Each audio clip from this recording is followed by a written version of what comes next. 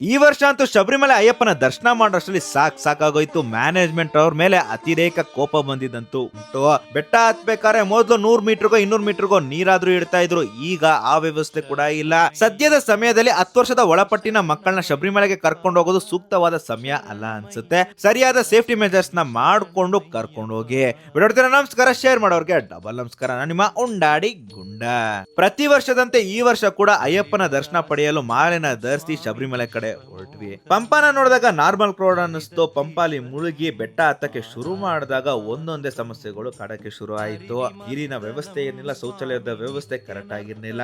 ಅದರಲ್ಲೂ ಬೆಟ್ಟ ಹತ್ಕೊಂಡು ಮೇಲ್ ಹೋಗ್ತಾ ಇದ್ದಂಗೆ ಕ್ರೌಡ್ ಕಾಣಿಸಕ್ಕೆ ಶುರು ಮಾಡಿತು. ಇನ್ನು ಶಬರಿಮಲೆ ರೀಚ್ ಆಗ್ತಾ ಇದ್ದಂಗೆ 18 ಮೆಟ್ಲನ್ನ ಹತ್ತಿದ್ವಿ. ಪ್ರತಿ ವರ್ಷ 18 ಮೆಟ್ಲು ಹತ್ತಿದ್ದಂಗೆ ನಮ್ಮನ್ನ ದರ್ಶನಕ್ಕೆ ಬಿಡೋರು. ಆದ್ರೆ ಈ ವರ್ಷ ಹಂಗ್ ಬಿಟ್ಟಿಲ್ಲ. ದೇವಸ್ಥಾನದ ಎಡಭಾಗದಲ್ಲಿ ಇಲ್ಲ ಅಂದ್ರೂ ಕನಿಷ್ಠ 4 ಅವರು ನಮ್ಮನ್ನ ಹೂಡಾಕಿದ್ರು. ಅಲ್ಲಿ ನೀರಿನ ವ್ಯವಸ್ಥೆ ಇರ್ಲಿಲ್ಲ. ಯಾರಂದ್ರೆ ಹೆಂಗಂದ್ರೆ ಹಂಗೆ ನುಗ್ತಾ ಇದ್ರು. ಪೊಲೀಸ್ ವ್ಯವಸ್ಥೆ ಅಂತೂ ಕರೆಕ್ಟ್ ಆಗಿ ಇರ್ಲಿಲ್ಲ.